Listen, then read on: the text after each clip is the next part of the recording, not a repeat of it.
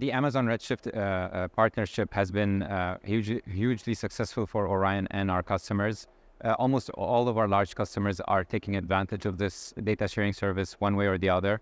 We've seen them build very deep integrations between Orion and the rest of their ecosystem. They have, through this integration, access to a lot more data at scale, and it's a way to get access to that data that is much more scalable than an API or a file integration. So we're really happy to see all the success that we've been having with this. Yeah, so this is a big focus for us this year. We're continuing to invest in this service.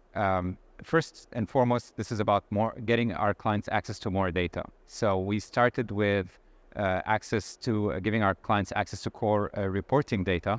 And we have almost all of the reporting platform data on that data sharing platform. And now we've started adding data from our other products, CRM, trading, financial planning. So we'll continue to expand the data sets that are available through this platform and also go deeper into those data sets to provide more and more fields. So the goal is for our clients to have a central place where they can have access to all of their data at scale.